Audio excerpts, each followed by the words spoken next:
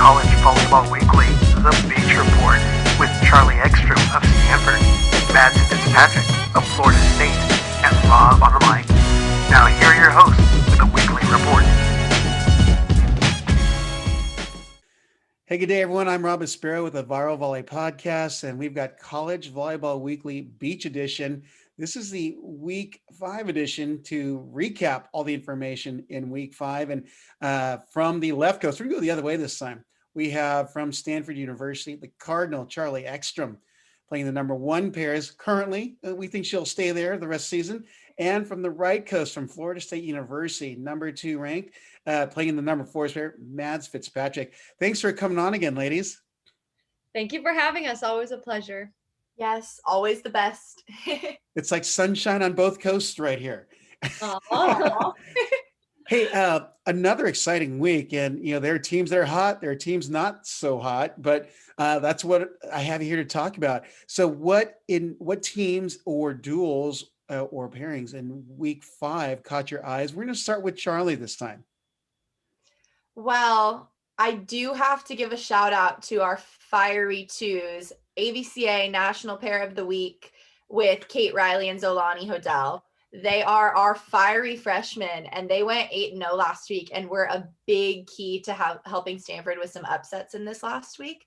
They're just a staple, and they're so secure and so just such an incredible addition. Like, I have to give them that little wind because they're incredible additions. I think another team too that I want to just kind of touch on is Cal Poly going on an undefeated weekend yet again. Just honestly, that team is strong, and they've been producing wins and kind of getting that wind beneath their wings as season has progressed. They started off a little bit with a rough patch of a couple of losses, and then as season has gone on, they've just been getting win after win after win. Yeah, that would be a scary team to play right now. So, but let's keep going with the matchups from Week 5. Mads, what do you got? What caught your eye? Yep. So I'm going to brag on my girl Charlie here. Stanford has been on the up and up, and they don't seem like they're going to stop anytime soon. They defeated Hawaii 4-1, GCU 3-2, and Arizona 3-2, earning themselves that number 9 rank, which is so exciting for them. Yeah, that is the biggest jump in the College Beach VB poll. That's a 10-point or 10-spot jump. They're definitely the hottest team in that poll. And in the AVCA is a little different. Let me pull up my info sheet, but I believe it was only a 6-point jump or 6-spot jump for Stanford. But nonetheless, they're definitely on the up and up. Charlie, how about you? Any other duels last week that caught your eye or shockers, upsets? Go for it. I think a big win was the LMU versus Pepperdine match. LMU taking down Pepperdine 4-1. I think that was a big win for LMU, which they've produced some wins over ranked teams in the past, but that was one that was close and that they came out on top, and they came out definitively on top of. Yep. Well, unfortunately for Pepperdine, there's the same result, 4-1 today, LMU over Pepperdine at Malibu. So, but we'll talk more about the next week. So we'll consider it next week, but let's jump to Mads on anything else that she caught last week. I've been really impressed with TCU. We got to play them, and so I got to watch them a little bit this past weekend. They took down number 16 South Carolina, number 17 Georgia State, and number 14 Stetson. So they've been just winning week after week, and they're a very impressive team with strong players all throughout their lineup. Yep. So I wanted to talk about Hawaii, which Charlie, you started their season off handing them off with probably one of the biggest upsets in your program's history. But, we know they're better than what their record shows. But do you think it's because of a late start that they may have had this little stumble at the get-go? I have to give Hawaii a lot of credit. They have a lot of players that graduated, transferred, that opted out of this season. And so they're definitely in the process of a building season. They're really, really deep on freshmen, and there's a lot of freshman talent coming in. But I think with the lack of having quite as many practices, I think they had a similar situation of where they came in at the end of January and didn't get to start practice until right then, as a lot of us did. But having a lot of freshmen jump into the lineup and not having that kind of depth of a couple of months of backup, I think that's a really, really tough start for them. But it was really fun for us. That's our first time ever beating Hawaii. And it was almost every single game was some heated competition. They are always competitors. but it's definitely more of a building season for Hawaii than it has been in the past years. Yeah. Matt's got a question for you for one of the teams on your coast. I mean, Florida State is on a 21 dual winning streak. Is that the correct number, or 20? It is insane. I saw the 21. article on your website, and I'm like, I had no idea they were that on fire. But one of the teams that's on your side of the coast that I believe is as hot is TCU. They had wins over number 16 South Carolina. They beat number 17 Georgia State and number 14 Stetson. Their only loss was to none other than your team. But can you share a little bit about where they're at here in after last week's play?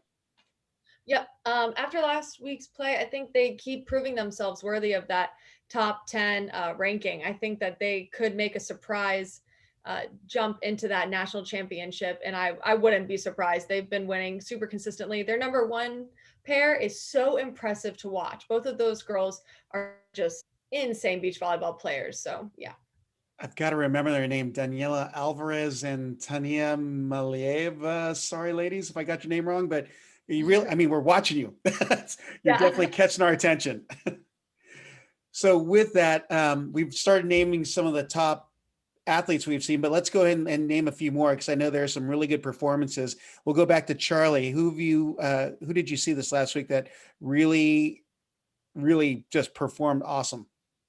I think I'm going to give two shout outs, two teams that have just absolutely stood out. Is Fives at FSU. Shout out to Kate Privet and Jenna.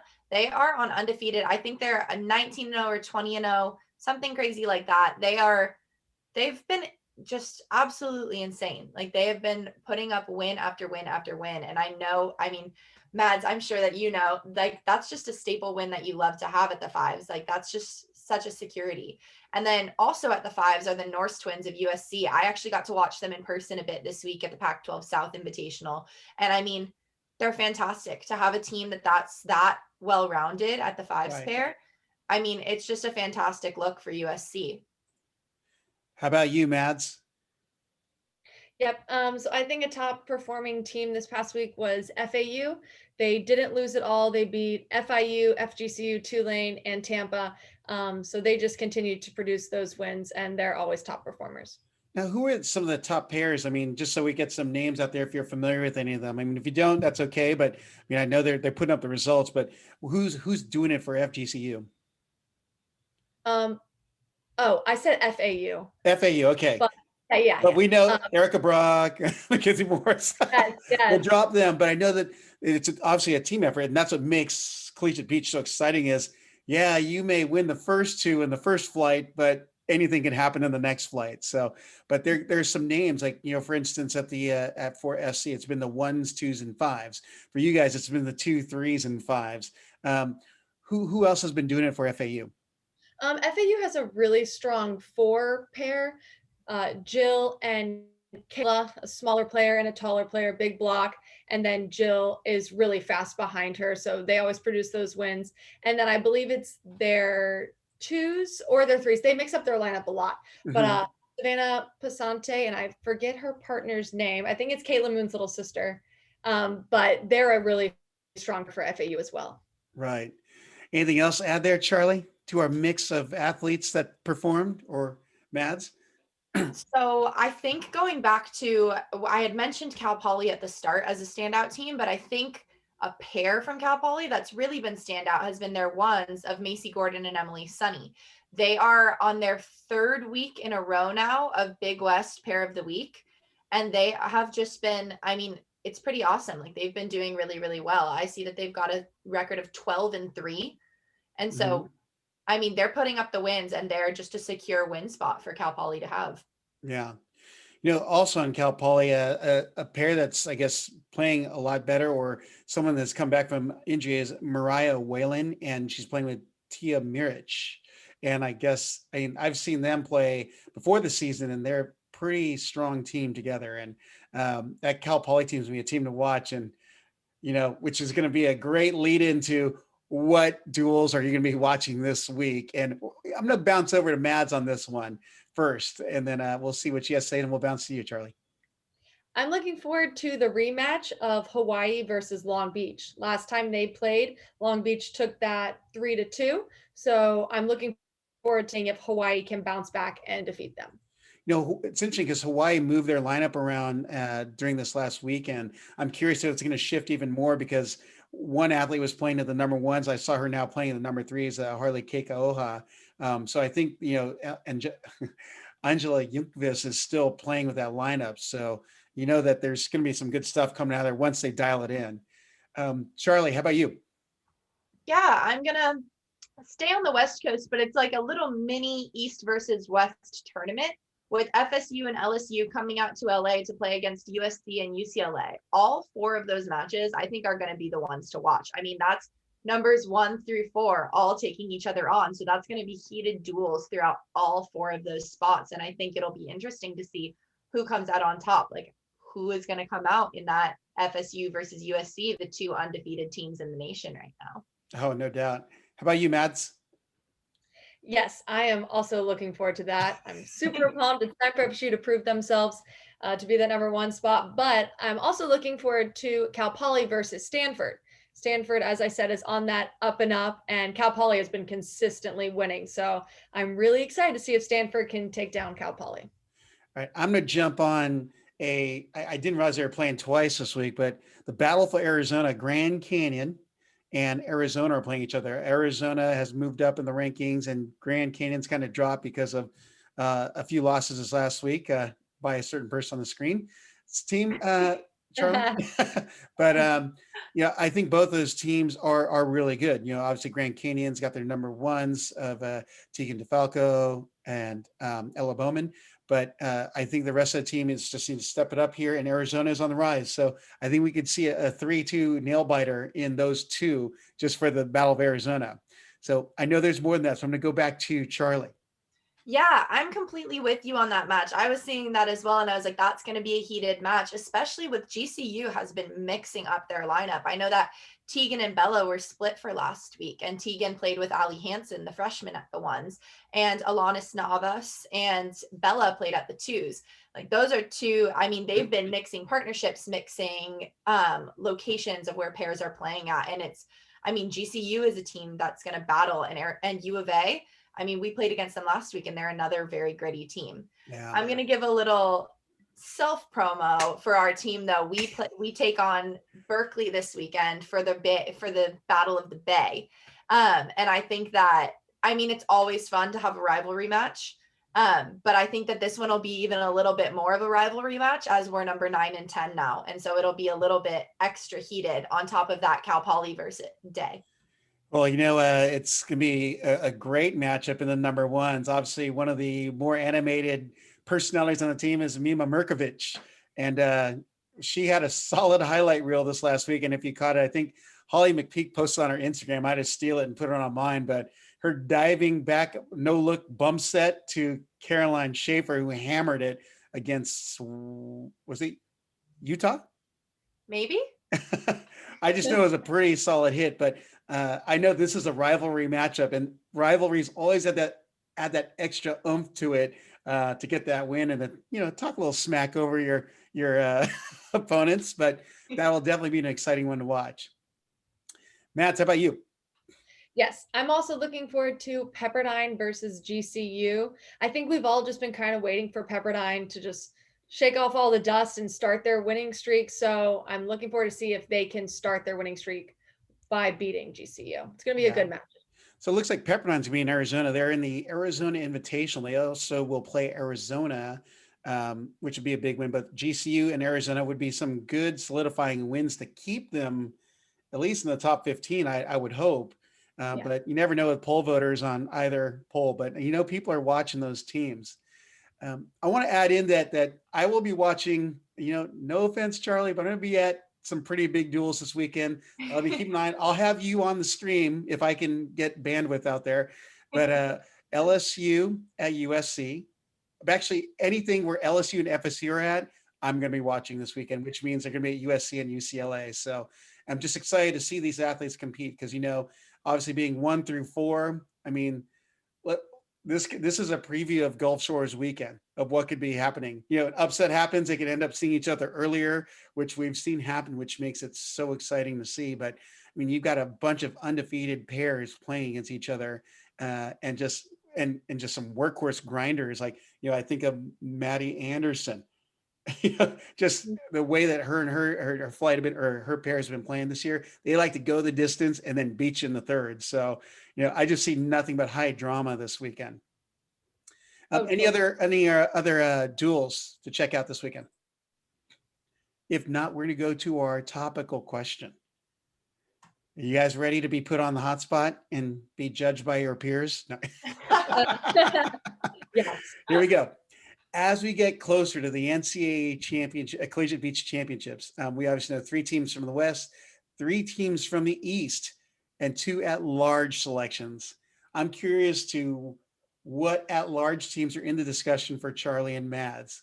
We'll start with Mads on this one, since I've been picking on you, Charlie, at the number 1. Yes. I think that Stanford 100% deserves it. I'm not just saying that because you're here. But I think that they are definitely an at-large selection that should go to the national championship. So there's one. How about you, Charlie? Let's go ping pong with all of us. I'm going to go East Coast wise and say TCU. That's a team that has been battling all season and definitely is on that road to earning that spot. Yeah. I don't know where Cal Poly is going to fall in this whole mix, but I just feel like they're trending so far upward. This is obviously a big week for them. They're playing Cal and Stanford, which could be a defining weekend, not only for Cal Poly, but for Big West teams, because, essentially they're going to have the team that comes out of the Big West, I think, has to win the Big West. So defining weekend. Any others there, Mads? Yeah, I think LMU definitely deserves it after beating Pepperdine 4-1, and they've been having a very good, consistent season. I think that they're definitely an at-large team. All right. And back over to you, Charlie. I think I love that we're kind of bouncing. Our East Coast rep is repping the West Coast, and I'm repping the East Coast and right it's now. Unplanned. This is unscripted, people, just so you know. Completely unscripted, but I'm going to go with FAU. I think that FAU is a team that, like Mads was saying, they just came off of an undefeated weekend and they've been putting up the wins. They've been doing the job to kind of get them there. Right.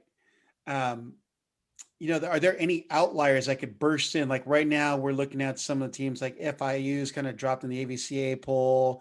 Hawaii's obviously dropped a lot. I mean, they're outside chances, but, come conference tournament time, I wonder if things could change. And we've seen some upsets, and I'm not sure. I've been trying to follow some of the information here. I know the Big West will be having conference tournaments, but I imagine the CCSA will still be having their tournament, and the Pac-12 will be having theirs. But some of the other conferences, I'm not so sure, because there's not as good of media out on them now. I imagine they have to be, like the WCC or the WAC. So what kinds of teams could be coming out of those other conferences if they went hot? Like, who has the potential to do that? And we'll start with you, Mads. In your region. Yeah. Going from our conference, I think FAU and FIU both have the potential to make it to the national championships. FIU sometimes does, and FAU has never been given that chance. So I would love to see FAU have that chance to come in and beat those big teams. All right, good call. Charlie. Yeah, I think you'd mentioned West Coast Conference, and obviously you've mentioned Big West as your conference. I think that those 2 spots, I mean, Pac-12, honestly, we've all known that we've got the USC, UCLA powerhouse, with us kind of coming up on the rankings just a bit. But we've also got, we've got Cal Poly in the Big West, and they are a strong team. And we've got LMU in the West Coast Conference, and they are a strong team. I think that LMU and Cal Poly are going to kind of compete for that last West Coast spot. And then whichever one doesn't get it will probably be in the running for that at-large spot. Yeah, I know we've talked about this off camera, but I could see a pretty entertaining 16-team tournament if that were the case. Would you guys agree? Oh my gosh, it would be ridiculous. I mean, we've talked about it so much, but I think that just a 16-team bracket is kind of bound to have so many upsets or so many like heated matches that we might not necessarily get from just seeing 8 teams play. Yeah. I wonder if go for it. Go for it, Mads. Yeah, I was going to say, I would absolutely love that. Like, just the competition would be so much more widespread, and it would be that much more intense leading up to the finals. I really, really would love for a 16 team tournament one day. And if they get to keep that, Oh, I was gonna say NCAA, if you're listening, Yeah. 16 bracket. But the question is, do you keep it double elimination or one and done? I love the double elimination. Like that's helped FSU sometimes, but I get that would take a very long time. But I'd be willing to play like 2 weeks of a national championship. That'd be awesome. I wouldn't be opposed. But I'm here for both. I think that there's advantages and disadvantages to both a single elimination and a double elimination. So both of them are a fun time. I could see a 5-day model working or a 4-day model in a double elimination because you're used to playing multiple duels in each day, especially with COVID now. We're seeing multiple double headers. We've seen teams play 3 in one day. So I don't know. I think the atmosphere with Collegiate Beach may allow for something like that to happen to keep the double elimination, which would keep the excitement up, just like in AVP or FIVB tournaments, Oh, yeah. All right. So here, final question of our episode is, what names are coming up? Oh, bless you. Thank you. For discussion as mid-season All-Americans. We'll start with you, Charlie. Go back to you in the number 1 spot. I'm looking at for a number 1. I think it's an obvious choice of Tina Graudina and Sammy Slater. Yep.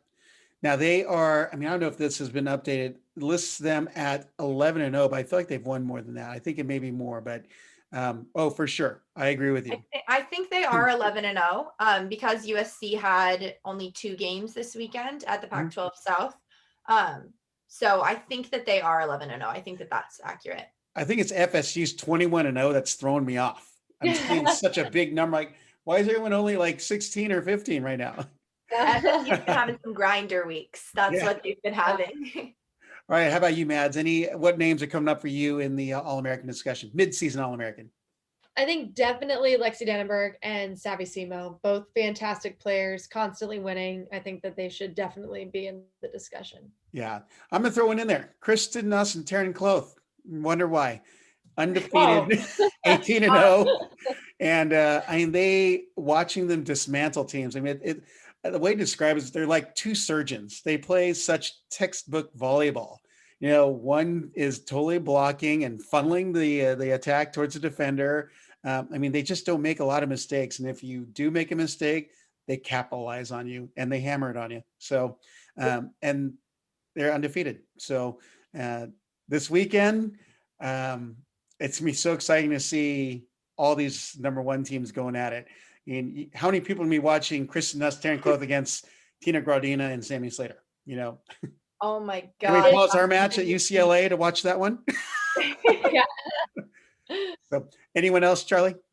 Yeah, I'm going to say Tori Van Winden and Kira Rutz of FSU. They've been AVCA Pair of the Week in the past. They've just been consistently producing wins and consistently just doing incredible things. Like that's a pair that definitely needs to be looked out for.